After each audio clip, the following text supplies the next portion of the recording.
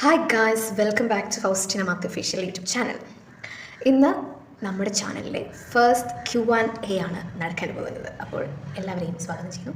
കുറച്ച് പേരൊക്കെ കുറച്ച് ക്വസ്റ്റ്യൻസ് ചോദിച്ചായിരുന്നു. ഞാനൊരു സംഭവം ഇട്ടപ്പം കുറച്ച് പേര് പറഞ്ഞു എനിക്ക് ഇതിനെ പറ്റിയെല്ലാം അറിയാം, പ്രത്യേകിച്ച് ഒന്നും ചോദിക്കാനില്ലാണ്. കുറച്ച് പേര് പറഞ്ഞു ഞാനിപ്പോൾ എന്താ ചോദിക്കേണ്ടത് അറിയാവുന്നവരൊക്കെ ഉണ്ടാകും, എന്തിപ്പോൾ ചോദിക്കേണ്ടത് പ്രത്യേകിച്ച് ഒന്നും ചോദിക്കാനില്ല പറഞ്ഞു.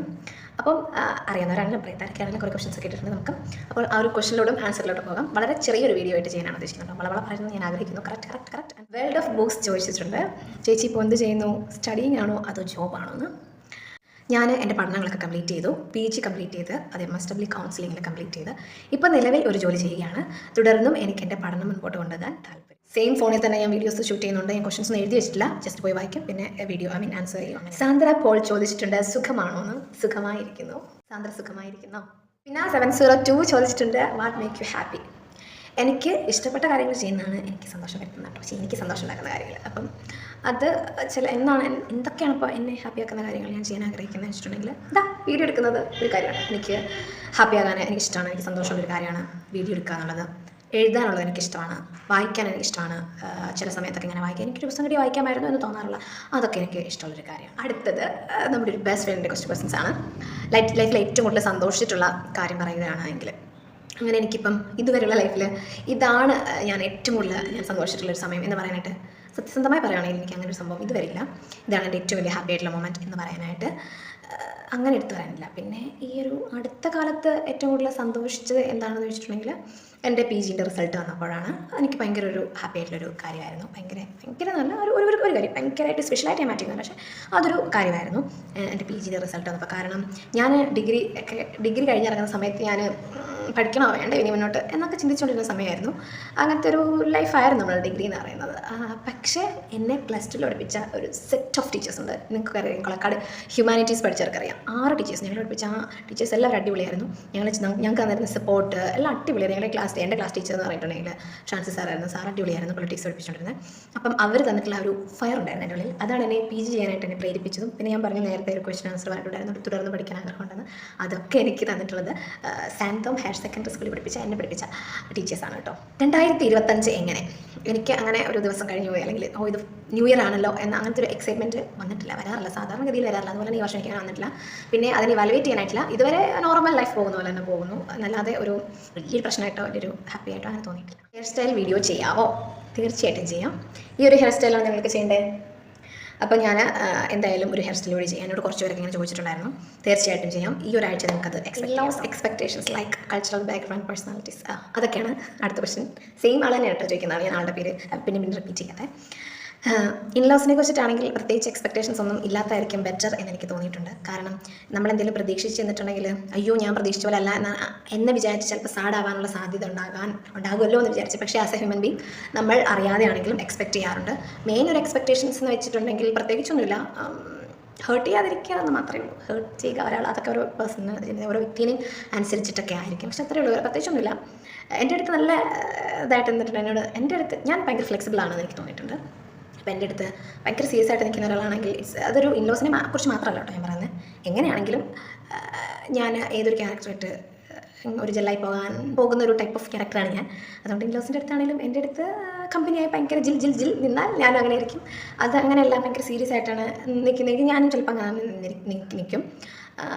ഇങ്ങോട്ട് എങ്ങനെയാണ് അതേപോലെ തന്നെ ആയിരിക്കും മിക്കപ്പോഴും എൻ്റെ ബിഹേവിയർ അങ്ങനെ തന്നെയാണ്. ഇതുവരെ ഉള്ളതിൽ അങ്ങനെയാണ്. ഇൻലോസ് എന്ന് ചോദിച്ചിട്ട് ഇപ്പോൾ ഇൻലോസിൻ്റെ അടുത്ത് അങ്ങനെ ചെയ്യുള്ളൂ അങ്ങനെയല്ല. ഇതുവരെ ഞാൻ ഇപ്പോൾ എൻ്റെ ഫ്രണ്ട് സർക്കിൾ അല്ലെങ്കിൽ എൻ്റെ ഈ ഒരു ഇപ്പം നല്ല ഇതുവരെയുള്ള ഫ്രണ്ട് സർക്കിളും ബാക്കിയുള്ളവരെ പരിചയപ്പെട്ട് നമ്മൾ ഒരു ഫ്രണ്ടൊക്കെ ആവുന്നതും, ഫ്രണ്ടോ അല്ലെങ്കിൽ വേറെ ഏത് ബന്ധമൊക്കെ ആവുന്നതും, റിലേറ്റീവ്സൊക്കെ ആണെങ്കിലും ഇപ്പം എക്സാമ്പിൾ പറയുക, റിലേറ്റീവ്സിൽ നമ്മളുടെ സെറ്റ് ഓഫ് പിള്ളേരുണ്ടല്ലോ. അപ്പോൾ ആ പിള്ളേർ എൻ്റെ അടുത്ത് എങ്ങനെ നിൽക്കുന്നു അതുപോലെ തന്നെ ഞാൻ അവരുടെ അടുത്ത് നിൽക്കും. അതിൽ അല്ലെങ്കിൽ കാറ്റഗറി അല്ലെങ്കിൽ ഭയങ്കര സീരിയസ് ആയിട്ട് നിൽക്കുന്നവരുണ്ട്, സീരിയസ് ആയിട്ടുള്ളവരുടെ അടുത്ത് ഞാൻ സീരിയസ് ആയിട്ടേക്കും. അങ്ങനെ അപ്പം അതിനുള്ള ആൻസർ ആയിട്ടുണ്ട് എന്ന് ഞാൻ കരുതുന്നു. ഈ പോസ്റ്റ് ഗേൾ ചോദിച്ചിട്ടുണ്ട് how can you manage your emotions. ഇമോഷൻസിൻ്റെ കാര്യം പറയുമ്പം സത്യത്തിൽ ഞാൻ ഭയങ്കരമായിട്ട് ഇമോഷൻസ്, അതായത് ഞാൻ വിഷമിക്കുകയാണെങ്കിൽ അതിൻ്റെ പീക്ക് ലെവൽ വിഷമിക്കുന്ന ഒരാളാണ്. ഹാപ്പി ആവുകയാണെങ്കിലും അതിൻ്റെ പീക്ക് ലെവൽ ഹാപ്പി ആവുന്ന ഒരാളാണ്. പക്ഷേ എന്താ പറയുക, ഇമോഷൻസിനെ ഹാൻഡിൽ ചെയ്യുന്നത് എങ്ങനെയാണെന്ന് വെച്ചാൽ, വിഷമിക്കുമ്പം എനിക്ക് സങ്കടം വരികയാണെങ്കിലും എനിക്ക് കരഞ്ഞേ പറ്റുമെന്ന് പറഞ്ഞാൽ ഞാൻ കരഞ്ഞു തീർക്കാറുണ്ട്. അതാണ് ഏറ്റവും എനിക്ക് റിലീഫായിട്ട് തോന്നിയിട്ടുള്ളത്. ഇപ്പം വിഷമം വരുമ്പം കരഞ്ഞു തീർക്കുക എന്നുള്ളതാണ്. ഹാപ്പി ആണെങ്കിൽ പിന്നെ അത് എൻ്റെ കാര്യങ്ങളിലൊക്കെ അത് ഒരാൾക്ക് കാണാൻ പെട്ടെന്ന് വിസിബിൾ ആകും ഞാൻ ഹാപ്പിയാണ് എന്നുള്ളത്. പിന്നെ ഈ പറയുന്ന ദേഷ്യം എന്നൊക്കെ പറയുമ്പോൾ ഞാൻ മാക്സിമം അത് പുറത്ത് കാണിക്കാതിരിക്കാൻ ശ്രമിക്കുമെങ്കിലും പക്ഷേ ഞാനതിൽ സക്സസ് അല്ല. കാരണം എൻ്റെ ഉള്ളിലുള്ള സാധനം എപ്പോഴാണെങ്കിലും പുറത്തോട്ട് വരുമോ എനിക്ക് ഇങ്ങനെ ഒളിപ്പിച്ച് വെച്ച് ബിഹേവ് ചെയ്യാൻ അറിയത്തില്ല. അതിനെ ഹാൻഡിൽ ചെയ്യുന്നത് ചില സമയത്ത് സാഹചര്യങ്ങൾ നോക്കിയിട്ട് നമ്മൾ ഹാൻഡിൽ ചെയ്യണമല്ലോ. അങ്ങനെയാണ് ഇമോഷൻസ് നമ്മൾ സപ്രസ് ചെയ്ത് വെക്കരുതെന്നാണ് ഞാൻ പറയുന്നത്. കരച്ചിലാണെങ്കിലും സന്തോഷമാണെങ്കിലും സങ്കടമാണ്. അപ്പോൾ നമ്മൾ കൂടെ നിൽക്കുന്നവരെ ശ്രദ്ധിക്കണം.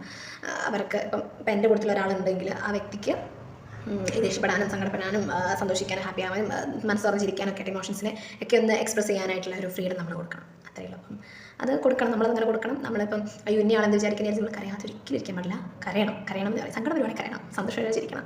ദേഷ്യം വരുമ്പോൾ ഞാൻ ശ്രദ്ധിക്കുന്ന ഒരു കാര്യം ഇമോഷൻസിൻ്റെ കാര്യം പറയുമ്പോൾ ഞാൻ മാക്സിമം ഒരാളെ ഹേർട്ട് ചെയ്യാതെ സംസാരിക്കാനായിട്ട് ട്രൈ ചെയ്യാറുണ്ട്. മാക്സിമം ഞാൻ ട്രൈ ചെയ്യും. കാരണം എനിക്കതിനോട് താല്പര്യമില്ല. എൻ്റെ വാക്കുകൊണ്ട് ഒരാളെ വേദനിപ്പിക്കുക തീരെ താല്പര്യമില്ലാത്ത ഒരാളാണ് ഞാൻ. എൻ്റെ ബിഹേവിയർ കൊണ്ട് ഞാൻ മാക്സിമം അത് ട്രൈ ചെയ്യാറുണ്ട്. ഫുൾ അങ്ങനെയാണെന്ന് ഞാൻ പറയുന്നില്ല, പക്ഷേ മാക്സിമം ഞാൻ മനഃപൂർവ്വം ഞാൻ ട്രൈ ചെയ്യാറുണ്ട് ഒരാളെ വേദനിപ്പിക്കാതിരിക്കാൻ എൻ്റെ സംസാരം കൊണ്ട് എൻ്റെ വാക്കുള്ളത്. Next question, heart breaking moment ഏതായിരുന്നെന്ന് പറയാമോ? എൻ്റെ ഹാർട്ട് ബ്രേക്കിംഗ് മൊമെൻറ്റ് എന്ന് പറഞ്ഞിട്ടുണ്ടെങ്കിൽ എൻ്റെ ലൈഫ് ഇപ്പോൾ ഇതുവരെയുള്ള ജീവിതമായിട്ട് നോക്കുകയാണെങ്കിൽ when I realized that my father is no more, ആ ഒരു മൊമെൻറ്റാണ് എൻ്റെ ഹാർട്ട് ബ്രേക്കിംഗ് മൊമെൻറ്റ്. എപ്പോഴും അതൊരു ഹാർട്ട് ബ്രേക്കിംഗ് മൊമെൻറ്റ് കഴിഞ്ഞു അങ്ങനെയല്ല, അതൊരു സ്കാറായിട്ട് തന്നെ ഇപ്പോഴും നിലനിൽക്കുന്ന ഒരു സാധനമാണ്. കാരണം അത് അൺഎക്സ്പെക്റ്റഡ് ആയിട്ടുള്ളൊരു കാര്യമായിരുന്നു. അത് അൺഎക്സ്പെക്റ്റഡ് ആയതുകൊണ്ട് മാത്രമല്ല, നമ്മൾ അതിന് ശേഷം നമ്മൾ ഫേസ് ചെയ്യുന്ന കുറേ കാര്യങ്ങളുണ്ട്, അല്ലെങ്കിൽ നമ്മൾ കടന്നു വരുന്ന ഒരു ഫേസ് ഉണ്ട്. അതെന്ന് പറയുന്നത് അത് കുറച്ച് ഡിഫിക്കൽട്ടായിരുന്നു. ഇമോഷണലി സോഷ്യലി ഒക്കെ ആണ് അതിനെ ഭയങ്കരമായിട്ട് എഫക്റ്റ് ചെയ്തിട്ടുണ്ടായിരുന്നത്. അതുകൊണ്ട് അതിൻ്റെ ഹാർട്ട് ബ്രേക്കിംഗ് മൊമെൻറ്റാണ് ഇതുവരെയുള്ള ജീവിതത്തിൽ. മുന്നോട്ട് അതിനെ കടത്തിവെട്ടി ഒരു ഹാർട്ട് ബ്രേക്കിംഗ് മൊമെൻറ്റ് വരുമ്പോൾ എന്ന് എനിക്ക് family expectations, future family expectations എന്തൊക്കെയാണെന്ന് ചോദിച്ചിട്ടുണ്ട്. ഫ്യൂച്ചർ ഫാമിലി എക്സ്പെക്ടേഷൻസ് എന്ന് പറഞ്ഞാൽ ഭയങ്കര എക്സ്പെക്ടേഷൻസ് ഞാനിങ്ങനെ വെച്ചിട്ടില്ല. സിമ്പിളായിട്ട് പെട്ടെന്ന് പറഞ്ഞെടുക്കാന്നുള്ളൂ. നമ്മൾ കരിക്കിലാവാൻ പറയുന്നല്ലേ, ഞാൻ, എൻ്റെ ഹസ്ബൻഡ്, മക്കൾ, വാ, അത്ര ഞാൻ എക്സ്പെക്ട് ചെയ്യുന്നുള്ളൂ. കല്യാണം കഴിക്കുക, കുറച്ച് മക്കളൊക്കെ, പിന്നെ ഞാനും. അത്ര നമ്മൾ പറയുമ്പോൾ അത്ര സിമ്പിളാണെങ്കിലും അത്ര എളുപ്പമുള്ളൊരു കാര്യമല്ല.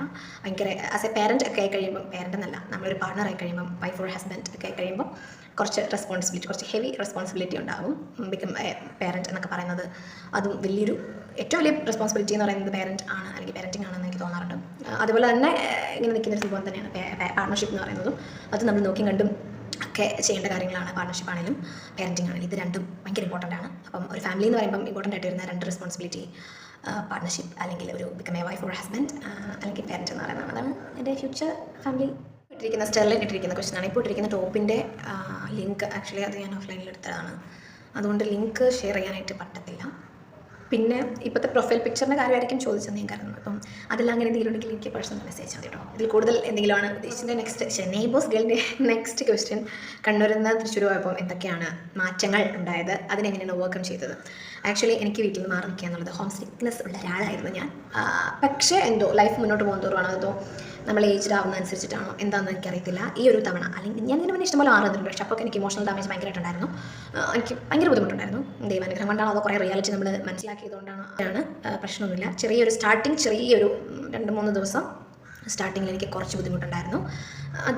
അതെന്ന് പറയുന്നത് വീട്ടിൽ നിന്ന് മാറി നിന്നല്ലോ എന്ന് കരുതിയിട്ടുള്ളൊരു ബുദ്ധിമുട്ടല്ല, വേറെ എന്തൊക്കെയൊരു സാഡ്നസ്, അത്രയുള്ളൂ. അതൊരു വീഡിയോ ചെയ്തിട്ടപ്പോൾ തീരാവുന്ന പ്രശ്നം എനിക്കുണ്ടായിരുന്നുള്ളൂ. വേറെ പ്രശ്നമൊന്നും ഇതുവരെ ഉണ്ടായിട്ടില്ല ഓവർകം ചെയ്യാനായിട്ട്. പിന്നെ എപ്പോഴും നമ്മൾ വീട്ടിൽ നിന്ന്, പിന്നെ എനിക്ക് ആഡ് ചെയ്യാൻ പറ്റൊരു കാര്യം, വീട്ടിൽ നമ്മൾ എപ്പോഴും മാറി എപ്പോഴെങ്കിലും ഒക്കെ മാറി നമ്മൾ നിൽക്കണം. അപ്പോൾ നമുക്ക് കുറേ കാര്യങ്ങൾ എക്സ്പീരിയൻസ് ചെയ്യാൻ പറ്റും. അത് നമ്മൾ വീട്ടിൽ നിന്ന് മാറി നിന്ന് നമ്മൾ ഒറ്റയ്ക്ക് ജോലി ചെയ്യുക, നമ്മൾ ഒറ്റയ്ക്ക് ചെയ്യേണ്ട കുറേ കാര്യങ്ങളുണ്ട്. ഒറ്റയ്ക്ക് ജോലി ചെയ്യുക, നമ്മൾ ഒറ്റയ്ക്ക് നമ്മുടെ ഇൻകമൊക്കെ ഹാൻഡിൽ ചെയ്യുക, അങ്ങനെ അതെന്തായാലും എല്ലാവരും ചെയ്യണം. ബോയ്സ് എന്തായാലും മാറി നിൽക്കും, അതറിയാമല്ലോ. പക്ഷേ ഞാനിത് പറയുന്നത് സ്പെഷ്യലി ഗേൾസിനുണ്ട്. ഇത് പറഞ്ഞപ്പോൾ പൊതുവേ എല്ലാവർക്കും ബോയ്സിന് ഉദാഹരണമായിട്ട് ഹോസ്റ്റിങ്ങിൻ്റെ വീഡിയോസൊക്കെ ഗേൾസിന് വേണ്ടിയിട്ടുള്ളതല്ലേ. അപ്പോൾ ഇത് കാണുന്ന ഗേൾസിനാണെങ്കിലും ബോയ്സിനാണെങ്കിലും നിങ്ങൾക്ക് സജസ്റ്റ് ചെയ്യാം, ബോയ്സിന് വേണ്ടിയിട്ടൊരു വീഡിയോ ചെയ്യുകയാണെങ്കിൽ എന്തൊക്കെ ടോപ്പിക്സ് നമുക്ക് ആഡ് ചെയ്യാം എന്നുള്ളത് നമുക്ക് കണ്ടുമുട്ടാം. Bye bye.